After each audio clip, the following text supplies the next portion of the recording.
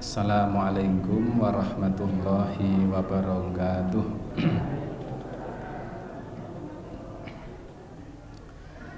Alhamdulillahirabbil alamin. Alhamdulillahilladzi an'amana bi ni'matil imani wal islam wa hadaina bi hidayatil Qur'an. Asyhadu an la ilaha illallah wahdahu la syarikalah wa asyhadu anna Muhammadan abduhu wa rasuluh. Allahumma salli wa sallim wa barik ala nabiyyina Muhammadin wa ala alihi wa ashabihi wa man tabi'ahum bi ihsanin ila yaumiddin. Ibu bapak sekalian, para jamaah rahimakumullah, alhamdulillah senantiasa kita bersyukur kehadirat Allah Subhanahu wa taala. Hingga sore hari ini Allah Ta'ala senantiasa berkenan melimpahkan nikmat serta karunia-Nya kepada kita semuanya, sehingga pada sore hari ini kita bisa hadir pada kajian jelang buka puasa ini. Sholawat dan salam tidak lupa semoga tercurah atas Nabi Yuna Muhammad sallallahu alaihi wa alihi wasallam, yang semoga terlimpah pula kepada seluruh keluarganya dan semua umatnya yang senantiasa istiqomah dengan dinullah ini sampai hari kiamat kelak. Ibu bapak sekalian, para jamaah rahimakumullah, melanjutkan yang pernah kami sampaikan pada satu minggu yang telah lalu, tentang bahwa kita oleh Rasulullah dikatakan sangat rugi jika di antara kita Allah Ta'ala panjangkan usia kita, tetapi ternyata kita tidak bisa memanfaatkannya. Baik yang pertama untuk menambah bekal amal soleh kita, ataupun untuk bertaubat kepada Allah dari dosa-dosa dan kesalahan kita. Oleh karenanya kemarin kita sampaikan saya sampaikan menukil dari sebuah kutaibat kecil yang berjudul Kaifa Na'ishu Ramadan.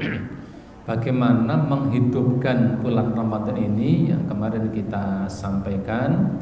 Yang pertama adalah kita menggunakannya untuk melaksanakan puasa. Dan puasa ini ketika ada seseorang yang berkemampuan untuk melaksanakan puasa, tetapi ia sengaja meninggalkannya, maka dosa orang yang mampu untuk melaksanakan puasa tetapi ia sengaja meninggalkannya tanpa uzur, tidak sedang dalam keadaan sakit atau tidak sedang dalam keadaan safar, tetapi sengaja tidak berpuasa, maka dosa yang diakibatkan dari meninggalkan perkara yang wajib ini, satu hari ditinggalkan, kalau dalam riwayat Tirmidzi disebutkan itu tidak akan bisa tergantikan. Seandainya seseorang itu berpuasa setahun penuh untuk menggantikan puasa satu hari yang ditinggalkan karena sengaja dalam keadaan mampu. Artinya memang puasa ini satu kewajiban yang diwajibkan oleh Allah Subhanahu wa ta'ala. Yang kedua, ibu bapak sekalian, Ramadan ini kita manfaatkan untuk melaksanakan sholat tarawih, atau yang sering disebut dengan qiyamul lail. Qiyamul lail itu sholat pada malam hari, baik di bulan Ramadan maupun di luar bulan Ramadan. Sedangkan sholat tarawih itu adalah istilah yang digunakan untuk menamai sholat malam yang dilakukan pada bulan Ramadan. Jadi kalau sholat malam, sebutan untuk sholat malam di Ramadan maupun di luar Ramadan. Hanya pada bulan Ramadan sholat malam ini lebih dikenal dengan istilah sholat tarawih. Kenapa tarawih? Karena dulu ketika Nabi mencontohkannya, Nabi ada istirahatnya pada setiap 4 rakaatnya. Jadi ketika selesai 4 rakaat Nabi beristirahat sejenak. Kenapa? Karena sholat yang dilakukan cukup panjang,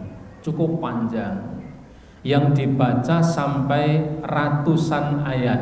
Nah ini, jadi yang dibaca itu karena sampai ratusan ayat, sampai 200 ayat atau bahkan lebih, maka memang karena terlalu lama butuh istirahat, maka istirahatlah pada setiap 4 rakaatnya. Tapi karena sekarang ya barangkali tidak membutuhkan istirahat, karena memang rakaatnya pendek, malah istirahatnya mergo kesel melayu-melayu sholat. Itu ada yang barangkali dalam menit yang sekian menit tapi selesai sekian rakaat. Ibu bapak jamaah rahimakumullah, sholat tarawih ini yang paling utama adalah dilakukan dengan berjamaah. Jadi salat tarawih ini yang paling utama adalah dilakukan dengan berjamaah bersama imam di masjid. Itu yang paling utama. Kenapa? Karena Rasulullah mensyariatkannya. Rasulullah mensyariatkan akan salat tarawih itu, alasan yang pertama. Yang kedua, Nabi pun melaksanakannya dengan berjamaah, sekalipun ya dalam 1 bulan terakhir ya atau tahun terakhir ketika beliau masih hidup, beliau melaksanakan berjamaahnya hanya 3 kali. Dan 3 kali itu rakaatnya panjang-panjang. Pada malam yang terakhir, malam ketiga, itu hampir full, awal tengah malam mulai, selesainya antara selesainya dengan salat subuh itu kira-kira hanya bisa untuk digunakan makan sahur sebentar, kemudian subuhan. Bahkan satu riwayat yang lain dikatakan antara selesainya dengan salat subuh itu kalau digunakan untuk membaca Al-Quran paling hanya dapat kira-kira 50 ayat. Baca 50 ayat itu sekitar seperempat jam. Kalau 50 ayat berarti memang mentok awal tengah malam sampai jelang subuh, yang dibaca panjang. Nabi melaksanakannya dengan berjamaah. Sekalipun Nabi tidak full dalam 1 bulan. Kenapa tidak full 1 bulan berjamaahnya? Nabi khawatir kalau itu nanti dianggap wajib. Jadi kenapa Nabi tidak full berjamaah 1 bulan penuh? Nabi khawatir nanti umat itu gagal paham, ya, misunderstanding, gagal memahaminya. Khawatir kalau Nabi jamaahnya tiap malam terus awal bulan sampai akhir bulan, Nabi khawatir itu akan dianggap sebagai sesuatu yang wajib. Supaya tidak dianggap sesuatu yang wajib, maka Nabi tidak melaksanakannya full berjamaah dari awal bulan sampai akhir bulan. Yang ketiga, Rasulullah SAW menjelaskan tentang keutamaannya. Keutamaan apa? Keutamaan dilakukan dengan berjamaah. Jadi salat tarawih itu kenapa berjamaah? Karena 1, Nabi mensyariatkannya. Yang kedua, Nabi mencontohkannya. Yang ketiga, Nabi menjelaskan tentang keutamaan salat tarawih dengan berjamaah. Disebutkan dalam Sunan Nasa'i, Rasulullah SAW bersabda, "Man qama ma'al imami hatta yansarifa." Ya, kata Rasulullah, "Man qama ma'al imami." Siapa yang salat malam berdiri bersama imam. Koma ini salat malam, yang dimaksud salat tarawih itu. Siapa yang sholat tarawih bersama imam hatta yansorifa, sampai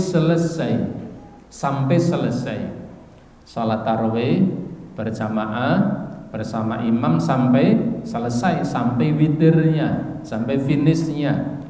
Kata Rasulullah, kataballahu lahu, maka dicatat oleh Allah baginya, bagi orang yang sholat tarawih berjamaah bersama imam sampai selesai ini, dicatat oleh Allah baginya qiyamal lailatin, bahwa dia telah sholat semalam penuh, sholat malam semalam suntuk. Yang diantara kita barangkali ya tidak mampu sholat malam semalam suntuk pada isya sampai dengan subuh. Saya yakin diantara kita sulit untuk mampu melakukan itu. Bar isya mulai, selesainya subuh full. Nah ini berat.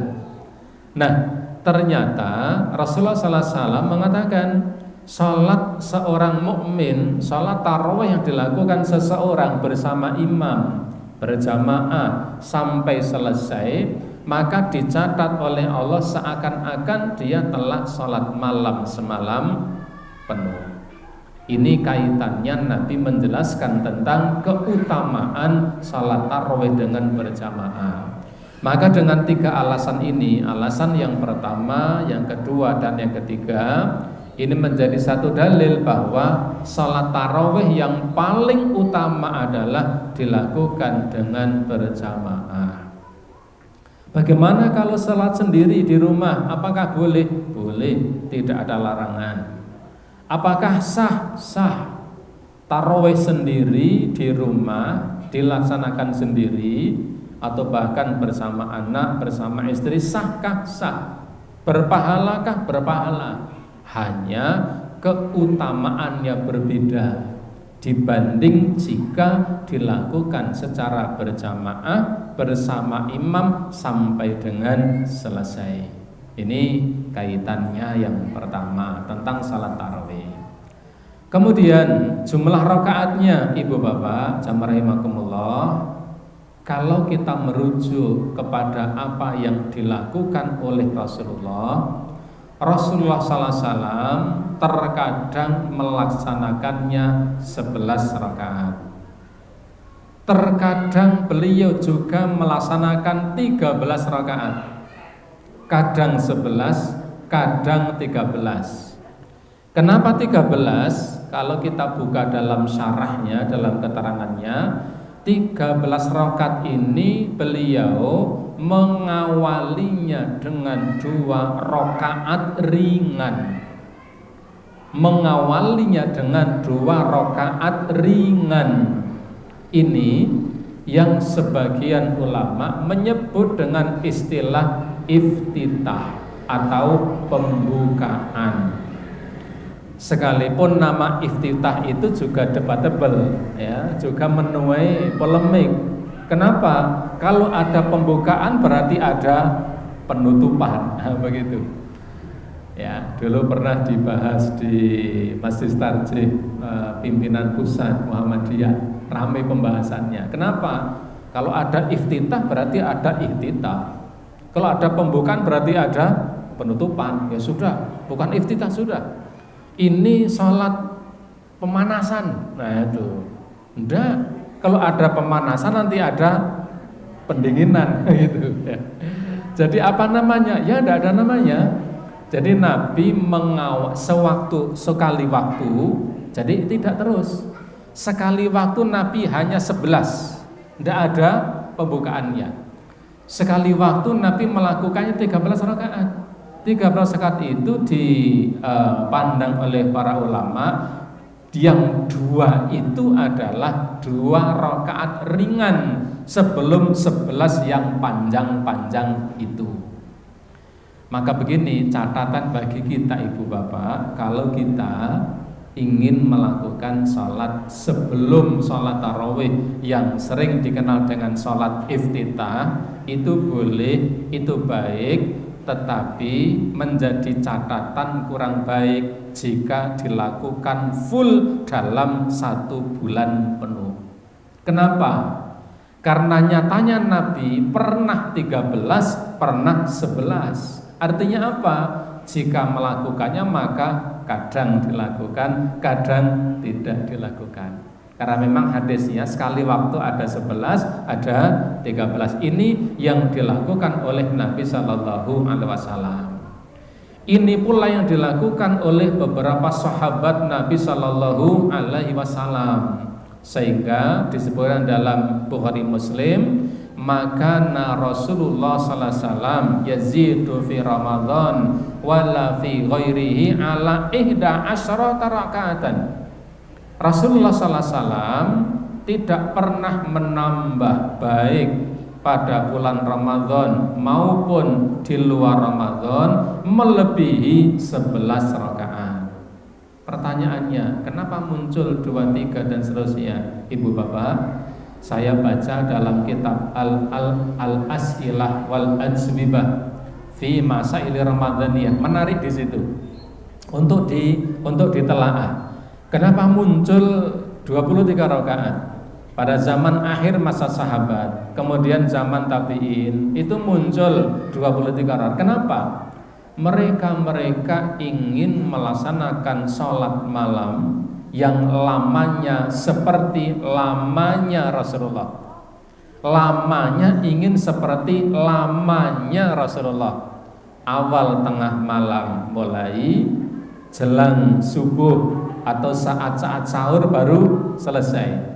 Tetapi ketika mereka ingin melakukan sholat malam yang lamanya seperti lamanya Nabi, kalau hanya 11 rakaat otomatis berdirinya panjang-panjang, lama-lama. Maka mereka tidak mampu atau kurang mampu.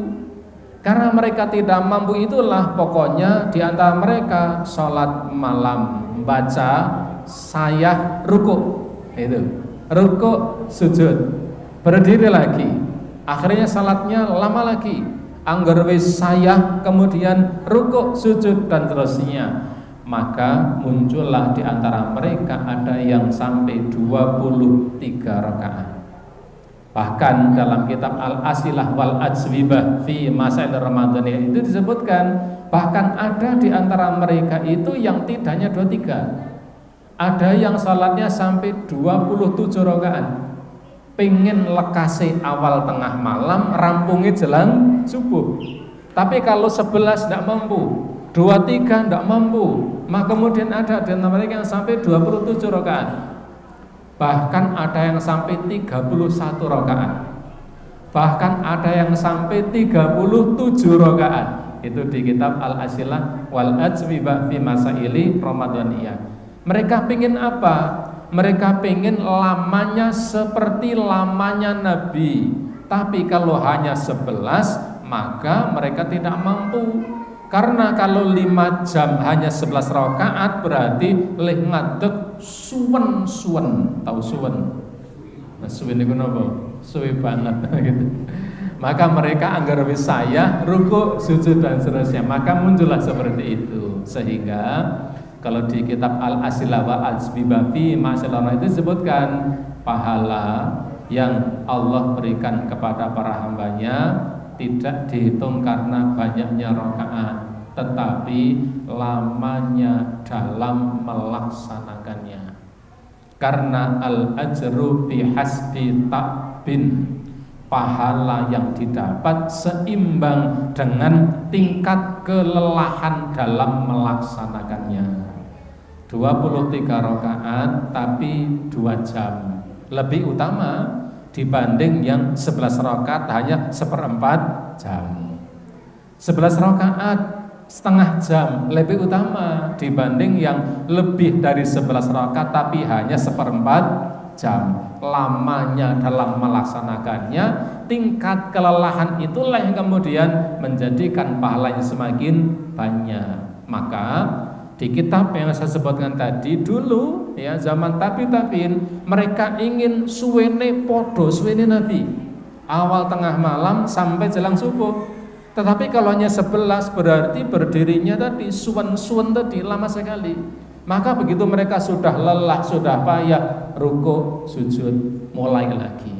Sudah lelah rukuk sujud, mulai lagi dan seterusnya hingga ada yang 23 sampai 27, 31, ada yang sampai 37 rakaat. Ibu bapak jamaah rahimakumullah, selanjutnya apa yang dibaca ibu bapak? Rasulullah SAW pernah melaksanakan qiyam salat malam dalam kondisi kurang sehat. Dalam kondisi kurang sehat, yang dibaca ternyata 7 surat yang panjang. Al-Baqarah, Ali Imran, An-Nisa, Al-Maidah, Al-An'am, Al-A'raf, At-Taubah. Kalau orang bayangin nih, kalau jenengan maca ngenten iki ya mboten ming doyong, ambruk pun iki. Itu kalau kita ya merujuk dulu Nabi sallallahu alaihi wasallam ya. Dalam kisahnya pernah Hudzaifah ibnul Yaman pernah sholat di belakang Rasulullah, bermakmum di belakang Nabi salat malam. Ternyata ketika Hudzaifah bermakmum itu ternyata Nabi membaca surat Al-Baqarah. Ya, mungkin kalau kita imamnya Al-Baqarah, dalam hati kita napa? Waduh, payah itu. Hudzaifah ya, ketika mendapati Nabi membaca surah Al-Baqarah, beliau agak gimana. Begitu sampai pertengahan surat, Hudzaifah seneng, alhamdulillah iki petrek ya, harapan sebentar lagi pasti Nabi tengah-tengah surat mesti rukuk wong wis suwi itu. Ternyata tidak. Nabi melanjutkan bacaannya. Waduh, tekan tengah-tengah surat malah bablas wis rapopo. Paling-paling akhir surat beliau akan rukuk. Betul. Sampai pada la yukallifullahu nafsan illa wus'aha, seneng ya. Wah, alhamdulillah akhirnya yang ditunggu-tunggu tiba, napa? Rukuk. Begitu la yukallifullahu nafsan illa wus'aha selesai, ternyata Nabi menambah surat lagi setelah surat Al-Baqarah, dilanjutkan sampai surat Ali Imran, kemudian surat An-Nisa, dan itu dilakukan dalam 1 rakaat. Nah, kula nek ngoten niku kula jenengan pripun ngoten niku. Mboten saged, mboten kuat. Hudzaifah kata begitu. Akhir Al-Baqarah itu ternyata apa? Wah, ternyata malah lanjut ya wis ora apa-apa, Ali Imran. Paling-paling kok tekan tengah-tengah surat rukuk. Begitu tengah surat Ali Imran lanjut. Ya, kata Hudzaifah, wis mesti pokoke angger akhir Ali Imran mesti rukuk.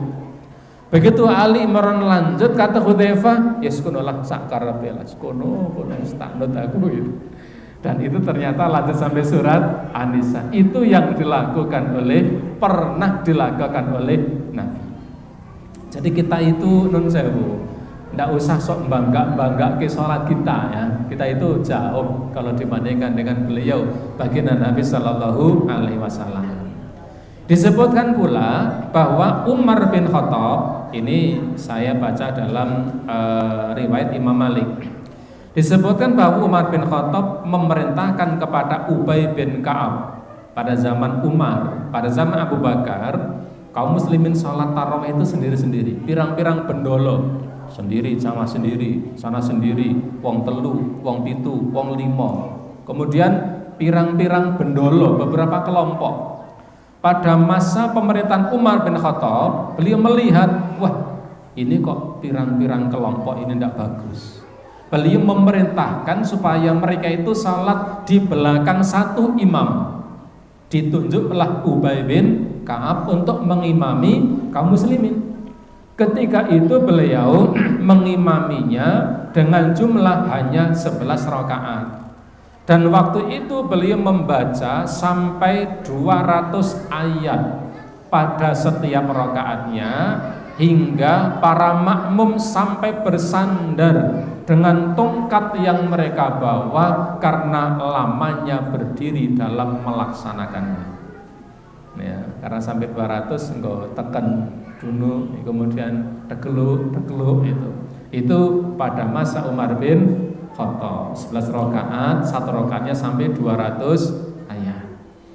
Tapi itu dulu ya. Kalau sekarang ya, kalau di sini Pak Ridwan ngimami 200 ayat. Nanti salam niku makmumi pun ilang kabeh gitu ya. Begitu salam noleh ngono ilang kabeh karena ya memang kemampuannya berbeda. Kemampuannya berbeda. Artinya apa? Ibu bapak, kita ini masih jauh sekali dibandingkan dengan kaum muslimin para pendahulu kita. Ya, ini yang dibaca. Jadi ibu bapak sekalian rahimakumullah, itulah yang dibaca Nabi sallallahu alaihi wasallam. Kemudian doa dan zikir pada salat tarawih disunahkan setelah witir, baik sebelum salam atau sesudahnya. Biasanya sesudahnya. Karena sebelum salam ini biasanya tidak cukup waktunya. Untuk membaca apa? Membaca doa ini. Allahumma inni a'udzubiridhoka min sakhatika wa bi mu'afatika min uqubatika. A'udzubika minka la uhsi thana'an 'alaika kama athnaita 'ala nafsik. Dibaca setelah salam ya. Dan ini dibaca setelah membaca Subhanal Malikul Quddus, dibaca sebanyak 3 kali, kemudian Rabbil Malaikati Warruh, yang membacanya agak dikeraskan. Ini kalau kita buka dalam Sahih Abu Dawud ya, dalam Sahih Abu Dawud disebutkan demikian. Jadi setelah witir itu ya Subhanal Malikul Quddus atau Subuhul Quddus ya. Kalau di Sunan Abi Dawud itu disebutkan Subhanal Malikul Quddus, dibaca 3 kali. Setelah itu Rabbul Malaikati Warruh. Setelah itu yang dibaca, ini yang jarang dibaca ini. Yang jarang kaum muslim membaca. Allahumma inni a'udzu biridhoka min sakhatika wa bi mu'afatika min uqubatika. A'udzubika minka la uhsi sana'an 'alaika anta kama athnaita 'ala nafsik. Allahumma ya Allah, inni a'udzu, aku berlindung kepada ridhomu dari murkamu. Ya Allah, aku berlindung dengan ridhomu dari murkamu, dan dengan maafmu dari uqubatika, dari ancamanmu. Berlindung kepada murka Allah dengan ridho Allah. Berlindung dari murka Allah dengan ridho Allah. Berlindung dari azab Allah dengan ampunan Allah Ta'ala. A'udzubika minka, aku berlindung kepadamu ya Allah. La uhsi thana'an 'alaika, aku tidak bisa menghitung puji-pujian atasmu, karena luar biasa Maha Rahman dan Rahimnya Allah Ta'ala. Kama athnaita 'ala nafsik, saya tidak bisa menghitung puji-pujian untukmu ya Allah, sebagaimana yang telah engkau pujikan atas diri engkau sendiri. Ini artinya doa-doa yang bisa dibaca setelah kita salat tarawih, setelah witir, ya. Ini kalau kita buka dalam Sahih Abu Dawud, insya Allah hadisnya sahih. Subhana Malikul Quddus Rabbil Malaikati Warruh. Kemudian ya, jika mampu ya, berusaha untuk mampu dengan doa ini. Allahumma inni a'udzu biridhoka min sakhatika wa bi mu'afatika min uqubatika. A'udzubika minka la uhsi thana'an 'alaika anta kama athnaita 'ala nafsik. Niki lafalnya rada angel. Jadi lafalnya memang agak sulit dibaca. Tapi ini memang salah satu di antara doa yang dibaca setelah salat tarawih. Ibu bapak jamaah rahimakumullah, yang berikutnya ya, di bulan Ramadan ini kita menghidupnya dengan apa? Dengan mengeluarkan sedekah. Bagaimana bentuknya? Satu, bisa memberi makan kepada orang yang membutuhkan, sekalipun kita dalam keadaan puasa, kepada orang yang memerlukan makanan, memang dia membutuhkan karena dia memang sedang tidak berpuasa. Begini sekalian, jangan salah memahami. Berarti kalau kita puasa itu kita tidak boleh ngasih makan. Enggak. Kita itu berpuasa, kita berpuasa. Ada orang yang membutuhkan makanan, di saat kita berpuasa, kita membantunya boleh, membantunya boleh. Saya pernah punya seorang murid ya di daerah Kalorang, nggak saya sebutkan namanya. Kebetulan anaknya bagus, ya agamanya bagus. Kemudian kebetulan kedua orang tuanya waktu itu bukan Muslim, ya agama bukan Muslim. Ketika itu dia tanya, Ustadz, saya itu kan bapak ibu saya bukan orang Muslim. Saya selalu berdoa supaya ibu bapak saya masuk Islam. Dan keduanya sebelum meninggal dunia sudah masuk Islam dengan hidayah Allah. Itu yang membuat dia sangat bersyukur. Tetapi ketika keduanya belum masuk Islam, dia tanya, Ustadz begini, bapak saya itu pernah suatu kali siang hari dia gini, nah, mbok aku arek madang. Ono segane apa ora? Ha, nono to Pak, wong nyong poso. Nah, gitu. Yang poso nono to Pak. Dia tanya, gimana kalau kemudian bapak saya minta makanan? Saya sampaikan, loh, yang puasa siapa? Kan yang puasa kan kamu. Iya. Bapak kamu puasa enggak puasa. Dosa enggak dia enggak berpuasa. Wong ora posone wis dosa, posone tetep dosa, kan gitu guyonan saya dengan dia itu. Maka kalau kemudian bapak kamu misalnya bilang begini, Le, aku rek madang, mbok tandui misalnya, ya tandui, nek ono segane. Kalau ndak ada nasinya, liwet ke. Tidak ada larangan ngeliwet di saat berpuasa. Ada larangan? Ndak ada larangan. Bapaknya bilang, le nono sego mbok liwet ke, nggak ada larangan untuk liwet ketika kita berpuasa. Diliwet ke. Kalau misalnya bapaknya kemudian, le aku mbok tandui, jangan katakan haram Pak wong nyong ke poso, enggak, tandui. Tidak ada larangan nandui, kan gitu, enggak ada larangan. Saya sampaikan pada dia, kalau dia minta ditandui, tandui, dah tandui. Kalau kemudian bapaknya mengatakan, le, aku kok ditandui madang kok dewe, mbok kene nyong dibatiri, ya dibatiri, dikancani. Tidak ada larangan ngancani makan orang yang berpuasa asal kita tahan, gitu. Nek ora tahan ya aja gitu.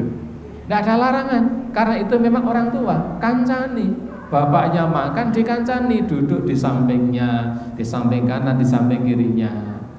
Nah, ketika bapak itu kemudian mengatakan, "Lho, kowe iki kok meng ngancane kok meng ngono.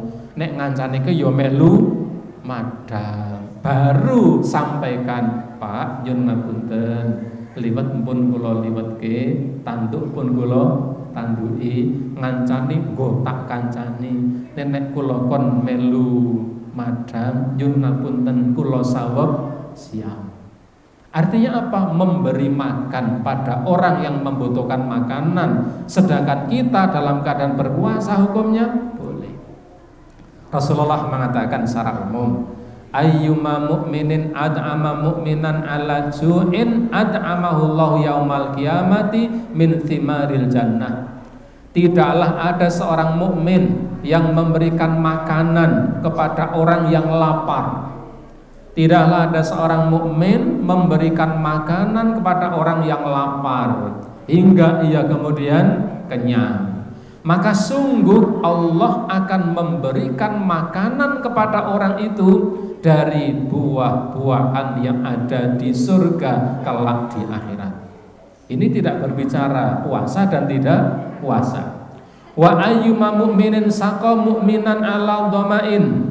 Dan tidak ada seorang mukmin yang memberikan minuman, memberikan air minum kepada orang yang kehausan, maka di hari kiamat nanti Allah akan memberikan minuman min rahiqil mahtumi, dari minuman yang laknya dari kasturi. Rahiqil mahtum Itu di surat apa? Dalam juz amma itu surat Al-Mutaffifin. Minuman yang sumbernya dari rahikil mastum, dari kasturi. Minuman yang sangat sungguh luar biasa. Artinya mengeluarkan sedekah ya di bulan Ramadan itu jauh lebih utama. Ini di luar Ramadan. Sementara di bulan Ramadan semua amal akan dilipat gandakan oleh Allah Subhanahu wa taala.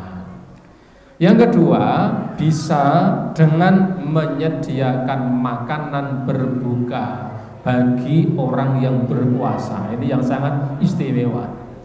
Dan ini barangkali momennya hanya di bulan Ramadan. Kenapa? Rasulullah mengatakan, man fattara shaiman, barang siapa memberikan makanan berbuka bagi orang yang berpuasa. Siapa yang memberikan makanan berbuka bagi orang yang berpuasa, kana lahu mithlu ajrihim, maka orang yang memberikan makanan kepada orang yang berpuasa, orang itu akan mendapatkan pahala seperti pahala orang yang diberi makanan itu, min ghairi ayyang qussa min ujrim syai'a, tanpa mengurangi pahala dia. Saya membuat makanan, saya berikan pada 10 orang A, B, C, D dan seterusnya. Makanan itu ternyata apa? Digunakan untuk berbuka puasa. Kata Nabi, ketika saya memberikan makanan untuk berbuka puasa, saya mendapatkan pahala seperti pahala orang yang berpuasa itu tanpa mengurangi pahala mereka. Itu yang di matematika dikurangi tapi tidak kelong. Saya mendapatkan pahala seperti pahala orang yang berbuka puasa tadi tanpa mengurangi pahala mereka. Dan yang seperti ini ibu bapak sekalian ya, tidak harus berupa makanan yang mewah. Ketika seseorang misalnya hanya memberikan minuman saja, hanya air saja, itu pahalanya sudah banyak. Ya, ini disebutkan itu di dalam syarahnya. Yu'tiyallahu hadza thawab. Allah memberikan pahala seperti ini bagi orang-orang yang memberikan makanan berbuka puasa, sekalipun alam marqati labanin, sekalipun hanya berupa air yang dicampur dengan susu atau susu dicampur dengan air. Ini kan istilahnya kalau di zaman kita biasa susu campur dengan air. Kalau pada zaman Nabi itu kalau minum susu ya susu murni, minum madu murni, makan daging ya daging tok itu. Nah kita akan makan daging sogane muwung, dagingnya sairis kan itu. Nah Nabi mengatakan pahala seperti ini diberikan sekalipun hanya memberi air susu yang dicampur dengan air. Au tamratin, atau memberikan 1 buah kurma, au sarbatin ma'in, atau hanya minuman atau air putih yang diberikan untuk berbuka puasa. Maka Nabi mengatakan, waman asba'a syaiman kana lamafiratan lidunubi, siapa yang mengenyangkan orang yang berpuasa, siapa yang mengenyangkan orang yang berpuasa, diberi makanan berbuka puasa hingga kenyang, kana lahum maghfiratan lidzunubi, baginya ampunan Allah atas dosa-dosanya. Wasaqahullahu min haudi, dan Allah akan memberikan minuman dari telagaku bagi siapa saja yang memberikan minuman kepada orang muslim, lam yadma hatta yadkhulal jannah, yang kalau dia minum air telagaku itu tidak akan kehausan sampai dia masuk surga.